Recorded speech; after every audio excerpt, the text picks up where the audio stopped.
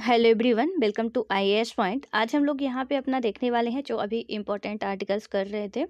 तो इसमें आज आपका लास्ट है आर्टिकल का, और यहाँ पे हम कोशिश करेंगे कि जितने भी अभी इम्पोर्टेंट आर्टिकल और बचे हैं उनको कवर कर दें। ठीक है, तो कवर कर दे का मतलब ऐसे नहीं कि सिर्फ हम पढ़ा दें और आप लिख लें और काम खत्म। ऐसा नहीं, आपको क्या करना है कि साथ साथ मुझे ऐसी आशा है कि आप अभी करते भी जा रहे होंगे कि जितना मैं आपको बोलती हूँ लिखने के लिए आप लिख रहे होंगे और उसका प्रॉपर रिवीजन कर रहे होंगे। क्योंकि देखिए, चीज़ें हम एक बार पढ़ लेते हैं, वो चीज़ें मतलब माइंड है हमारा स्किप हो जाता है, इसलिए लिखना बहुत ज़रूरी है और लिखने से ज़्यादा ज़रूरी है कि रिवीजन करना। और आई होप कि आप इस पे ज़्यादा फोकस दे रहे होंगे, सो दैट यहाँ पे हमने आर्टिकल्स कर लिए थे अपने, यानी कि प्रेसिडेंट थे, वाइस प्रेसिडेंट थे, जो आपके अटॉर्नी जनरल हैं उनके बारे में हमने देखा, जो कैग हैं उनके बारे में हमने बात की कि इनसे रिलेटेड कौन कौन से आर्टिकल हैं। ठीक है, अब आते हैं यहाँ पे, हम आज देखेंगे राज्यपाल, जो इसके आगे के अदर जितने भी अभी संवैधानिक पद हैं उनके आर्टिकल कौन कौन से हैं, इन पे चर्चा करेंगे। तो सबसे पहले यदि मैं बात करूं तो आपको क्या करना है, जो पहला काम है आपका कि अपनी कॉपी पेन निकाल के बैठ जाना है। जितना मैं बोलती जाऊं उतना चुपचाप छापते जाना है और यहाँ पे ध्यान से सुनते जाना है, कोशिश करना है कि यहीं पे याद हो जाए। ठीक है, सो यहाँ पे यदि हम बात करें, लेकिन उससे पहले कुछ क्वेश्चंस हैं जो जिनके आंसर आपको देने हैं, जो कि हम पहले कर चुके हैं। आपको बताना है आर्टिकल 148 में क्या है, आर्टिकल आपको बताना है कि 79 में क्या है, आर्टिकल 81 में क्या है, एंड उसके बाद यदि हम बात करें तो आर्टिकल 108 क्या कहता है, आर्टिकल 100 क्या कहता है, ये सारे कवर कर चुके हैं। ठीक है, देन उसके बाद आपको क्या बताना है कि आर्टिकल 7, इतने आर्टिकल्स के आपको आंसर देना, बस एक एक लाइन के इतना इतना लिखना है, ज़्यादा कुछ नहीं करना है। छोटी छोटी मैंने बातें लिखवाई हैं, इतना पूरा उसका विस्तार नहीं लिखवाया है, ताकि सिर्फ आर्टिकल हमें याद रहे। तो आर्टिकल 148, आर्टिकल 79, 81, 108, 100 एंड यहाँ पे आपका आर्टिकल 7। ठीक है, इतना आई होप कि आप बताएंगे। और आंसर जो है आप लाइव सेशन में मत किया करिए, आंसर आप कमेंट बॉक्स में किया करिए, जो आपका नीचे बना रहता है वहाँ पे लिखा करिए। ठीक है, ताकि हम लोग देख सकें। अब आइए यहाँ पे बात करते हैं गवर्नर, इनसे रिलेटेड कौन कौन से आर्टिकल हैं। देखिए, इसमें ये जो सब एकदम से सीक्वेंस से लिखा हुआ है ना, वहाँ पे नहीं, मैं एक छाँट छाँट के पढ़ा रही हूँ कि किससे रिलेटेड कौन कौन से आर्टिकल इंपॉर्टेंट है, बस उतना हमें देखना है। तो अब यहाँ पे जो ज़्यादा क्वेश्चन बनते हैं जहाँ से, जैसे गवर्नर हो गया, गवर्नर का मतलब क्या होता है, राज्यपाल होता है। राज्यपाल जो राज्य के हेड होते हैं, और जब हम पढ़ेंगे तो जैसे राष्ट्रपति के पास पावर होती है, उसी तरीके से गवर्नर के पास भी आप कह सकते हो कि कहीं ना कहीं थोड़ा बहुत कम बेसी करके यहाँ पे गवर्नर के पास भी पावर होती है। उसी तरीके से जैसे केंद्र का राष्ट्रपति, राज्य का राज्यपाल, केंद्र का प्रधानमंत्री, राज्य का मुख्यमंत्री, इनके पास कहीं ना कहीं आप देखोगे तो सेम पावर वगैरह होती है, वो हम आगे बात करेंगे। ठीक है, तो इसमें राज्यपाल है, हमने देखा था कि राष्ट्रपति के पद की बात कहाँ पे की गई थी, आर्टिकल 52 में की गई थी। और यहाँ पे राज्यपाल में अब इनके पद की बात कहाँ पे की जाएगी, 152। बस ऐसे आपको लिंक करके याद करना है। ठीक है, उसके बाद आएगा कि यहाँ पे जो है आर्टिकल 153 में इनके राज्यों के लिए जो राज्यपाल होगा, इनकी 152 में परिभाषा दी गई। 153 में क्या बताया गया कि राज्यों के लिए एक राज्यपाल होगा। 154 में बताया गया है इनके शक्तियों का वर्णन, ये जो बताया गया है कि एग्जीक्यूटिव पावर ऑफ स्टेट, यानी कि जो इनके पास क्या क्या शक्तियाँ होंगी। जैसे राष्ट्रपति महोदय के पास शक्तियों का वर्णन किया गया था कि इनके पास क्या होगी, मैंने बताया था कि वो कार्यपालिका के नाम मात्र के हेड होते हैं। तो इसमें क्या बताया गया है, जो 154 है वहाँ पे इनका शक्ति का वर्णन किया गया है। देन उसके बाद आता है 155, इनके निर्वाचन की बात की गई है। और इसके बाद आता है 161, जहाँ पे बात की जाती है क्षमादान की, पॉर्डन की, जो कि जहाँ पे हमने देखा था कि राष्ट्रपति के पास आर्टिकल 72 के तहत क्षमादान की शक्ति थी, वहीं पे राज्यपाल के पास 161 के तहत क्या है, क्षमादान की शक्ति है। लेकिन कुछ मतलब मृत्युदंड जो है वो सिर्फ राष्ट्रपति माफ़ कर सकते हैं, राज्यपाल के पास मृत्युदंड वाला नहीं है कि वो उसे कम कर दें या माफ़ कर दें। बाकी जो राष्ट्रपति के पास है क्षमादान की शक्ति, वही राज्यपाल के पास भी है। ठीक है, देन उसके बाद क्या आता है आपका मंत्रिपरिषद। इनमें से और जो आर्टिकल है उनमें आप ज़्यादा ना पढ़ें तो अच्छा है, बस जितना मैं बता रहा हूँ उतना लिखते जाइए आप। ठीक है, इनसे क्वेश्चन बाहर नहीं पूछेंगे, और बहुत ही किस्मत खराब हुई तो हो सकता है कि पूछ लें, वरना मुझे नहीं लगता। इतने भी रट लेंगे आप तो काफ़ी होगा। अब आता है यहाँ पे मंत्री परिषद।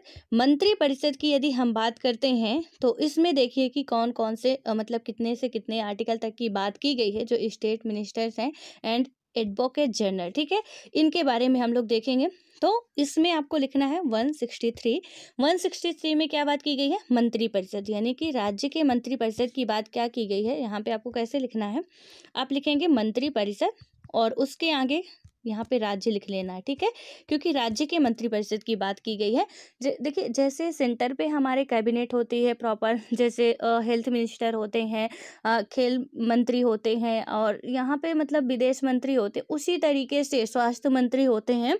तो उसी तरीके से हमारे राज्य की भी अपनी एक कैबिनेट होती है, यहाँ भी स्वास्थ्य मंत्री होते हैं, राज्य मंत्री होते हैं, खेल मंत्री होते हैं, ये खाद्य मंत्री होते हैं। मतलब राज्य की भी अपनी एक सरकार होती है, अपनी एक कैबिनेट होती है। फिर वो बाद में हम ब्रॉड लेवल पे कंपेयर करेंगे कि इसमें से ज़्यादा हाई, तो ऑब्वियस है कि सेंट्रल गवर्नमेंट है, लेकिन इनका यदि स्टेट का एमपी गवर्नमेंट, एमपी में कुछ चीज़ें करनी है, तो आपको पता है कि हमारी 7वीं अनुसूची, हम लोग अनुसूची पढ़ चुके हैं, वहाँ पे हमने देखा था कि 3 सूचियाँ हैं, संघ सूची, राज्य सूची, समवर्ती सूची। तो जो राज्य सूची के अंतर्गत विषय रखे गए वो राज्य सरकार को ही सॉल्व करने की हक है, वहाँ पे संघ का कोई रोल नहीं होता है, ठीक है। तो इसमें से ये याद रखना आपको कि जो 163 बात करता है वो राज्य के मंत्रिपरिषद की बात कर रहा है। उसके बाद आता है 164। 164 में यहाँ पे मुख्यमंत्री की नियुक्ति। 164 में क्या बात करेगा, जो हमारे मुख्यमंत्री हैं उनकी नियुक्ति की बात करता है। और 165 आपका बात करता है महाधिवक्ता, एडवोकेट जनरल, ठीक है। तो 165 किसके बारे में बात करता है? महाधिवक्ता के बारे में बात करता है, महान्यायवादी के बारे में। किस आर्टिकल में बात की गई, जस्ट अभी जो मैंने पूछा है उसमें से एक आर्टिकल है, ठीक है, आपको बताना है। अब उसके आगे आप लिखिए यहाँ पे राज्य विधानमंडल। राज्य विधानमंडल, ये राज्य विधानमंडल जो मैं बोल रही हूँ ना, ऐसे लिखना है आपको, क्योंकि इनके अंतर्गत आर्टिकल हम लिख रहे हैं। तो राज्य विधानमंडल लिखेंगे और यहाँ पे अब आपको लिखना है 168। 168 में बात की गई है विधानमंडल की। और उसके बाद आता है हमारा ये जो स्टेट लेजिस्लेचर है, इसमें हम देखेंगे कि जो हमारा 168 है वो किसकी बात करता है? राज्य विधानमंडल की बात करता है, यानी कि विधानमंडल की बात करता है। उसके बाद 169 होगा विधान परिषद का गठन या प्रावधान। 7 राज्यों में 7 राज्यों में नहीं, आप ऐसा नहीं कह सकते हो, ठीक है, क्योंकक्योंकि यहाँ पे अभी जम्मू कश्मीर है, जम्मू कश्मीर में भी विधान परिषद है। और 1 मिनट, पहले थी, लेकिन अब जम्मू कश्मीर, थोड़ा मैं उल्टा बोल गई, पहले विधान परिषद जम्मू कश्मीर में थी, लेकिन प्रेजेंट टाइम में आप देखोगे कि जम्मू कश्मीर तो एक अलग से क्या बन चुका है, आपका यहाँ पे केंद्र शासित प्रदेश बन चुका है, जम्मू कश्मीर और लद्दाख। तो थोड़ा इसमें ध्यान रखना है और ये क्वेश्चन का आंसर आपको देना है, ठीक है। थोड़ा सा आप लोग भी मेहनत किया करिए कि प्रेजेंट टाइम में हमारे इंडिया में कितने राज्यों में विधान परिषद है। विधान परिषद, जैसे लोकसभा और राज्यसभा होता है संसद में, वैसे ही हमारे राज्य की विधानमंडल के भी 3 अंग होते हैं। एक होता है राज्यपाल, एक होता है विधानसभा, एक होती है विधान परिषद। तो यहाँ पे विधान परिषद का मतलब ये है कि राज्य के ऊपर डिपेंड करता है। विधानसभा तो हर राज्य में होगी, वो तो होनी ही होनी, कंपलसरी है, लेकिन जो विधान परिषद होती है ना, वो राज्य के ऊपर डिपेंड करता है कि जो हमारी लेजिस्लेटिव काउंसिल है, कि राज्य यदि चाहता है तो अपने राज्य में रखे, मतलब कि विधान परिषद का गठन करे, नहीं चाहता है तो वो विधान परिषद का गठन नहीं भी कर सकता है।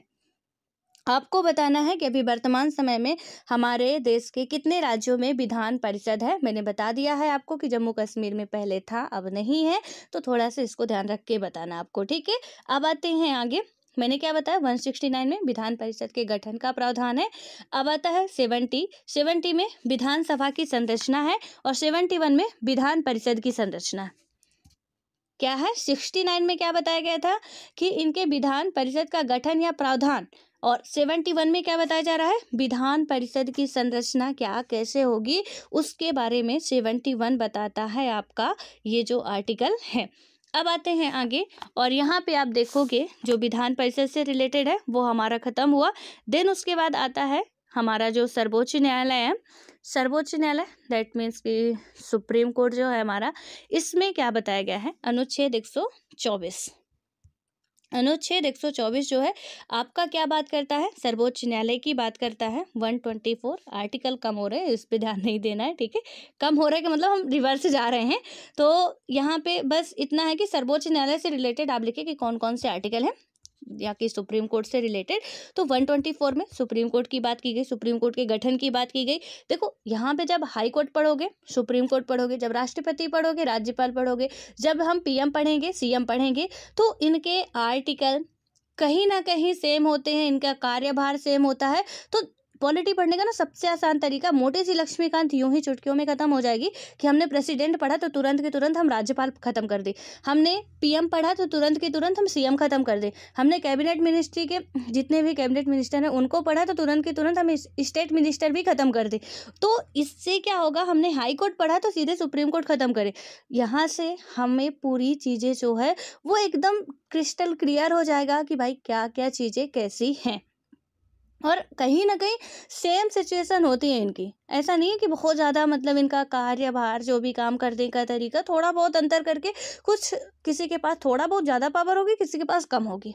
तो ये किताबें पढ़ने का सबसे अच्छा तरीका होता है, पता चले कि हम एक स्टार्टिंग से लेके बैठ गए, पढ़ रहे हैं मतलब समझ में आ नहीं रहा कुछ क्या कर रहे हैं।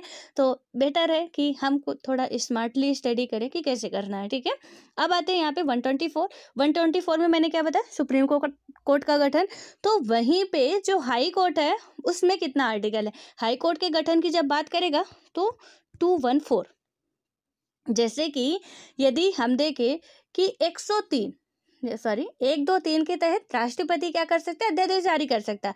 वहीं पे आप उल्टा कर दो थोड़ा सा, 213 यहाँ पे क्या करेगा, राज्यपाल क्या करेगा, अध्यादेश जारी करेगा। तो इसी तरीके से यहाँ पे भी आपको करना है कि 124 के तहत क्या हो रहा है आपका, जो हम यदि बात करें यहाँ पे तो 124 के तहत हमारा आता है सुप्रीम कोर्ट, तो 214 के तहत आपका आएगा राज्यों के लिए जो होते हैं हाई कोर्ट। देन उसके बाद क्या आता है, अनुच्छेद 131, तो इसमें आएगा मूल आरंभिक अधिकार। और उसके बाद अनुच्छेद 137 न्यायिक पुनरावलोकन की बात करता है। और अनुच्छेद 143 यानी कि राष्ट्रपति को सलाह दे सकता है। तो हमने राष्ट्रपति में भी पढ़े थे कि वो क्या कर सकते हैं, 143 के तहत किससे सलाह ले सकते हैं, सुप्रीम कोर्ट से सलाह ले सकते हैं। तो मैंने थोड़ा सा ट्रिक भी बताया था आपको कि जिससे हमें मोहब्बत होती है, सलाह हमें अच्छी खासी वही देता है, लेना चाहे तो भी, ना लेना चाहे तो भी। तो यहाँ पे 143 का मतलब भी आप लोगों को बहुत अच्छे तरीके से समझ में आ रहा होगा, ठीक है। जो इंग्लिश का गणित वर्जन है, मैथ वर्जन है, उसमें ऐसा कुछ कहा जाता है। खैर आपको बस याद रखना है, कैसे भी याद रहे वो हमारा मैटर है कि हमें कैसे भी याद रहे, इसमें से किसी की आत्मा को या किसी के विश्वासों को, किसी के भरोसे को ठेस नहीं पहुंचनी चाहिए। तो हमने क्या देखा सुप्रीम कोर्ट से रिलेटेड, 124, 131 मूल आरंभिक अधिकार, 137 जो है न्यायिक पुनरावलोकन की बात करता है, और 143 जो हमारा आर्टिकल आता है वो सुप्रीम कोर्ट के राष्ट्रपति से रिलेटेड बात करता है यहाँ पे। देन उसके बाद आपका आता है हाई कोर्ट। और हाई कोर्ट में हम देखेंगे तो इसमें क्या होता है कि जो हाई कोर्ट है वो अभी मैंने बताया ना कि इसके गठन की बात कहाँ पे होगी, 214 में। हाई कोर्ट के गठन की बात कहाँ पे हो रही है, तो 214 जो आपका आ रहा है इसमें हाई कोर्ट के गठन की बात होगी। देन उसके बाद 216, तो पहले तो होगा कि राज्यपाल यानी कि राज्य के लिए एक हाई कोर्ट होगा। देन उसके बाद इसका गठन यहाँ पे 216 में, यानी कि इसकी प्रोसेस किस तरीके से होगा। और 231 बात करता है कि दो, यानी कि दो का मतलब क्या है कि अधिक, एक से अधिक राज्यों के लिए। जैसे मान लीजिए यहाँ पे क्या होगा कि जो हमारा 231 आर्टिकल है ये हमें क्या बताता है कि एक से अधिक राज्यों के लिए क्या हो सकता है, हाई कोर्ट हो सकता है। जैसे कि मान लीजिए यहाँ पे अभी हम बात करें एमपी और छत्तीसगढ़ का क्या कर दिया जाए, मर्ज कर दिया जाए, और यहाँ पे एक ही हाई कोर्ट चले। पंजाब और हरियाणा का एक ही हाई कोर्ट चंडीगढ़ में है। तो अब पंजाब और हरियाणा का जब एक ही हाई कोर्ट है तो यहाँ पे अब आपको ये याद रखना है कि एक हाई कोर्ट दो स्टेटों का कार्यभार एक साथ संभाल सकता है, या कि दो स्टेटों का एक ही हाई कोर्ट हो सकता है। तेलंगाना, हैदराबाद का, सॉरी आंध्र प्रदेश का जो भी मैटर चल रहा है, तो इसमें क्या बताया गया है कि अभी वहाँ पे भी जो उसकी कैपिटल वगैरह चेंज करने की बात की रही। मतलब सीधा सा फंडा ये समझिए कि एक से अधिक स्टेटों के लिए हाई कोर्ट हो सकता है, और ये बात की गई है आपका 231 आर्टिकल में, यानी कि अनुच्छेद 231 में ऐसा कहा गया है कि एक से अधिक राज्यों के लिए भी एक ही हाई कोर्ट काम कर सकता है। अभी तक आपके लिए क्वेश्चन है कि अभी तक हमारे देश में कुल कितने क्या है हाई कोर्ट हैं, तो इसको याद रखना आपको और बताना भी है, स्किप नहीं करना। देखिए जो मैं पूछती हूँ चुपचाप आप लोग बताया करिए, तो थोड़ा हमें भी मोटिवेशन मिले कि हाँ आप लोग पढ़ते हैं। अदरवाइज मतलब पूछो कुछ भी अनसुना करके आप लोग निकल जाते हैं, यार गूगल मान लिया करो, नहीं आता तो गूगल से सर्च कर लिया करो, लेकिन बताना जरूरी है ताकि समझ में आए कि हाँ आप लोग पढ़ रहे हैं और अच्छे तरीके से पढ़ रहे हैं। तो यहाँ पे क्या बताना है आपको कि वर्तमान समय, क्योंकि 28 स्टेट हैं, तो 28 स्टेटों में हाई कोर्ट नहीं है। ये बस मैं हिंट दे रही हूँ कि पूरे के पूरे 28 स्टेटों में हाई कोर्ट नहीं है। तो अब आपको बताना है कि कुल कितने हाई कोर्ट हमारे इंडिया में अभी वर्तमान समय में हैं। अब आते हैं आगे। अब यहाँ पे बात करते हैं केंद्र राज्य के संबंध के बारे में थोड़ा सा। तो हाई कोर्ट सुप्रीम कोर्ट से रिलेटेड भी आपके आर्टिकल हो चुके हैं। अब केंद्र और राज्य के बीच में कैसा थोड़ा दिक्कत चलती रहती है, खैर उसमें। तो देखिए यहाँ पे 249 आपको हेडिंग क्या डालनी है, केंद्र और राज्य के बीच में संबंध, यही हेडिंग डालनी है जो मैं बोल रही हूँ। और यह इसमें लिखना क्या है आपका कि जो अनुच्छेद हमारा 249 है ये बात करता है राज्य सूची पर केंद्र द्वारा कानून, यानी कि 249 आर्टिकल आपका क्या बात करता है कि राज्य सूची द्वारा जो है, ये देखिए जो मैंने आपको बताया था कि यहाँ पे हमारे 470 आर्टिकल हैं। 470 आर्टिकल ऐसे ही नहीं हो गए कि मतलब कहीं से उठा के रख दिया गया। पता है क्या है यहाँ पे आर्टिकल वही है, 395 ही आर्टिकल है। अब इनका ये जो किया गया है ना विखंडन, इतने पार्ट में तोड़ा गया है, इतने पार्ट में तोड़ा गया है यहाँ पे कि मतलब कुछ लिमिट ही नहीं है। आप देख सकते हैं, ये देखिए अभी 243 का ही चल रहा है ये पंचायती राज व्यवस्था से, और भर भर के हर स्टेट पीसीएस में क्वेश्चन इतने ज़्यादा इससे पूछे जाते हैं, बहुत इंपॉर्टेंट ये सिलेबस है। और ये जो पंचायती राज्य वाला है और इसके आर्टिकल जब मैं पंचायती राज व्यवस्था पढ़ाऊंगी तो वहाँ पे हम लोग ऐसे नहीं पढ़ेंगे, बहुत बोरिंग टाइप का हो जाएगा। उसको डिवाइड करके पढ़ेंगे कि इसके लिए कितने हैं, इसके लिए कितने हैं, तो वो समझ में आएगा कि नगर पालिका के लिए कितने, ग्राम पंचायत के लिए कितने हैं, नगर निगम के लिए कितने हैं, नगर पालिका के लिए कितने, तब समझ में आएगा। वरना ऐसे में ना तो पता चलेगा कि दिमाग ही हैंग हो जाना है। और यही जो हैं वो बढ़ा रहे हैं कि हमारे संविधान में इतने ज़्यादा 470 आर्टिकल हो चुके हैं। भैया संविधान में संशोधन भी तो 104 बार हो चुका है, कोई मामूली बात थोड़ी ना है, ठीक है। तो अब यहाँ पे खैर आप आइए, इसमें हम देखते हैं 249 का जो है, 249 में क्या बताया गया है कि राज्य सूची पर केंद्र द्वारा कानून, राज्य सूची पर केंद्र द्वारा कानून। अभी मैंने क्या बताया कि जो 7वीं अनुसूची में हमारी राज्य सूची है वहाँ पे सिर्फ और सिर्फ किसे कानून बनाने का हक है, राज्य को कानून बनाने का हक है। लेकिन यहाँ पे अब गौर फरमाइएगा कि 249 आर्टिकल हमारा ये कहता है कि राज्य सूची पर केंद्र भी कानून बना सकता है। अब इसमें से कुछ स्पेशल रीजन होंगे तभी बनाएगा, लेकिन ये याद रखिएगा कि कुछ कंडीशंस में राज्य सूची पर भी केंद्र कानून बना सकता है। ध्यान रखिएगा कि समवर्ती सूची की बात यहाँ पे नहीं की गई। समवर्ती सूची में राज्य और केंद्र दोनों कानून बनाएंगे, और दोनों में से क्या होगा कि वहाँ पे यदि विवाद की स्थिति आती है तो केंद्र का ही मान होगा। हमारे देश में केंद्र कहीं ना कहीं राज्य से ज़्यादा पावरफुल है, ये यूपीएससी में मेंस में क्वेश्चन पूछा भी जा चुका है, आपको लक्ष्मीकांत में पढ़ने को भी मिलेगा, और हम समझेंगे भी कि किस तरीके से है। तो यहाँ पे कुछ मतलब ऐसे रीजन्स हैं जिनकी वजह से ये 249 आर्टिकल कहता है कि राज्य सूची पर, ठीक है, किस पे, राज्य सूची पर या स्टेट लिस्ट जो होती है वहाँ पे केंद्र द्वारा कानून बनाना या बनाने का अधिकार ये आर्टिकल बात करता है। बिल्कुल इसको छाप लीजिए आप लोग, इम्पॉर्टेंट है। अब आता है यहाँ पे जो उससे भी इम्पोर्टेंट बात है 262 आर्टिकल। 262 में क्या बताया गया है, नदी जल विवाद। जब भी अभी कहीं ना कहीं का डिस्प्यूट चलता ही रहता है, तो इसको आपको याद रखना है कि जो नदी जल विवाद है वो कौन से अनुच्छेद में बात है की गई है। तो 262 जो है वो हमारा बात करता है, किसकी बात करता है, तो नदी जल विवाद की जो बात है वो हमारे आती है 262 अनुच्छेद में। देखिए इसमें जो अनुच्छेद आपको दिख रहे हैं ना, मैं पूरा सीक्वेंस से नहीं पढ़ा रही हूँ, बस राज्य मतलब कि केंद्र राज्य के संबंध में कौन कौन से आर्टिकल आ रहे हैं हम उनको कवर कर रहे हैं। तो कोई भी आ सकते हैं, 300 भी आ सकता है, 200 भी आ सकता है। तो उसको आपको ध्यान नहीं देना कि यहाँ पे जो लिखा वो नहीं बता रही हैं, बस आप मैं जितना बोल रही हूँ उतना लिखते जाइए। 262 में क्या है, नदी जल विवाद है। 263 में अंतर्राज्यीय परिषद है। अब देखो 262 में जो नदी जल विवाद है ना, तो वहाँ पे राज्यों के बीच में नदी जल विवाद होगा, लेकिन सेंटर को आना पड़ेगा। राज्यों के बीच में कावेरी नदी का विवाद हो रहा, तो कावेरी नदी के विवाद में कर्नाटका आ रहा है, केरला आ रहा है, ठीक है। तो अब इनमें से क्या होगा कि इनके बीच में तो अब सेंटर को आना ही पड़ेगा ना कि कैसे इनका समाधान हो, किस तरीके से इनको सुलझाया जाए। तो इसलिए यहाँ पे ये आर्टिकल दिया गया है कि जब भी ऐसी सिचुएशन आती है तो केंद्र के पास ये अधिकार है कि वो जाए उनके विवादों का निपटारा करे। बाद में वो तो सुप्रीम कोर्ट वगैरह का फिर बाद में केस जाएगा, वो अलग बात है। अब आता है 263 में क्या बात की गई, अंतर्राज्यीय परिषद की बात की गई है। 266 संचित निधि की बात करता है। देखो संचित निधि हमारे यहाँ पे ना 3 तरीके की निधियाँ होती हैं, 3 तरीके के सरकारी कोष होते हैं।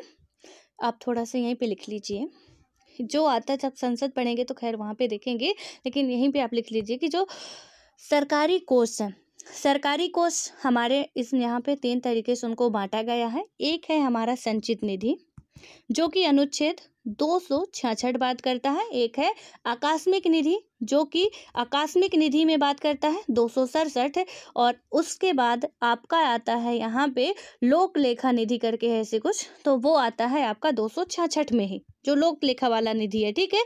देखिए यूपीपीसीएस में क्वेश्चन पूछा गया था कि आकस्मिक निधि या संचित निधि, इन्हीं में से आर्टिकल कोई पूछा गया था, शायद संचित निधि का था कि किस अनुच्छेद के तहत आता है। सेम यही क्वेश्चन था कि संचित निधि किस आर्टिकल के तहत आता है। अब वहाँ पे जिससे बन रहा था उसकी तो बल्ले बल्ले थी, जिससे नहीं बन रहा था तो वो थोड़ा सा मात खा गया। तो जो लोक लेखा निधि है और संचित निधि है, तो इनमें क्या है वहाँ पे मत जाइए, बस इतना याद रखिए कि संचित निधि और लोक लेखा निधि के लिए एक ही आर्टिकल है 266 और आकस्मिक निधि के लिए 267 है। और ये तीनों ही हमारे सरकारी कोष हैं जहाँ पे रुपया पैसा रखा रहता है, तो अब इसको याद रखना है। अब आता है यहाँ पे 280 में क्या बात करना है आपका कि 280 जो है इसमें वित्त आयोग की बात की जाती है। 312 में आपका क्या बात करेगा, तो अखिल भारतीय सेवाएं जो होती हैं उसकी बात करता है। और 315 आपका बात करता है संघ लोक सेवा आयोग। ये पूरे अलग से आयोग का पूरा चैप्टर ही है। और यहाँ पे एमपीपीएससी में ना 10 आयोग भर के दे दिया है कि पढ़ते रहो, जितने भी संघ लोक सेवा आयोग है, निर्वाचन आयोग है, जितने भी आपके जो अल्पसंख्यकों के लिए आयोग बने, जो भी आयोग बने सबको पढ़ना पड़ेगा, आपको रट्टा मारना पड़ेगा। तो जो एमपीपीसीएस वाले हैं उनके लिए तो बहुत ही इंपॉर्टेंट हो जाता है, और जो नहीं भी हैं, जो अदर एग्जाम के हैं, चाहे यूपीएससी हो चाहे स्टेट पीसीएस हो, मैं देखो क्वेश्चन भी साथ साथ बताते जा रहा हूँ कि कैसे क्वेश्चन बन सकते हैं इनसे और पूछे जाते हैं, इसलिए आपको ये सारी चीज़ें पता होनी चाहिए। अनुच्छेद 315 क्या बात करता है, संघ लोक सेवा आयोग यानी कि यूपीएससी में ना कई सारी यूपीएससी एक संस्था है, आयोग है जो कि कई सारे एग्जाम कंडक्ट कराता है। जरूरी नहीं है कि आप में से कुछ लोग कहते हैं हम यूपीएससी एस्पिरेंट हैं, तो थोड़ा सा इसका मतलब भी हमें पता होना चाहिए कि इस यूपीएससी एक संस्था है जो कि कई सारे एग्जाम कराएगी और वहाँ से मतलब एक आईएएस भी निकलेगा, आईपीएस भी निकलेगा, आईएफएस भी निकलेगा, एनडीए का भी एग्जाम कराती है, सीडीएस का भी एग्जाम कराती है। तो यूपीएससी सिर्फ एक नहीं हजारों एग्जाम कंडक्ट कराती है। ये एक आयोग या संस्था है, एक कमीशन है, तो इसको याद रखना। एक कॉलेज से कई सारी डिग्रियां मिलती है, हमें बीए की भी मिलती है, बीएससी की भी मिलती है, बायोटेक की भी मिलती है, जो भी लेना चाहे हमको सबकी मिलती है। तो उसी तरीके से एक यूपीएससी है।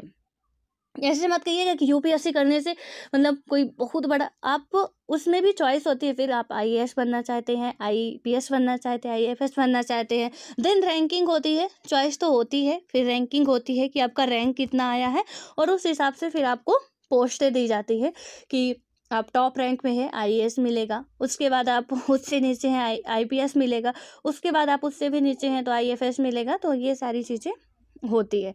आई होप कि आपको चीज़ें समझ में आई होगी जो मैं बताने की कोशिश कर रही थी। अब यहाँ पे आर्टिकल आज से जितने भी होने थे हमने ख़त्म कर लिए, ठीक है, अब आर्टिकल के चैप्टर अपने हो चुके हैं ख़त्म। अब हम आगे बात करेंगे अपना कि आर्टिकल नहीं, चैप्टर से ही स्टार्ट करेंगे टॉपिक वाइज। हाँ, और उसमें जब भी आर्टिकल आएंगे तो मुझे खुशी होगी कि जब भी मैं पूछूं तो आप इतना धड़ल्ले से उसका आंसर दें कि हाँ, इस आर्टिकल में तो ये बातें कही गई थी, और वो आर्टिकल रट्टे मार के रखने हैं। और अच्छा लगेगा कि आपको पता है। और जब भी एग्ज़ाम देने जाएंगे, मुझे अच्छा लगेगा नहीं लगेगा उससे मैटर नहीं करता, लेकिन आपको ज़रूर अच्छा लगेगा कि जब एग्ज़ाम देने जाएंगे आप और वहाँ पे पाएंगे कि अच्छा, ये आर्टिकल तो हमने पढ़ा था, यही आ गया, मतलब सेम क्वेश्चन तो छप ही गया। तो उससे ना आपका जो कॉन्फिडेंस लेवल बढ़ेगा, वो असली वाली खुशी है जब हमारा पेपर बनेगा। और पेपर बनने का मतलब सिर्फ ये नहीं होता कि हमारा सिर्फ आर्टिकल कंप्लीट हो जाए, क्वेश्चन जितने आ रहे वो हो जाए, हमारा पेपर निकलना चाहिए। और यदि वो हो जाता है तो कसम से तो बल्ले बल्ले ही हो जानी है। तो इसलिए बस पढ़िए मन लगा के, और फिर मिलते हैं हम नेक्स्ट वीडियो में।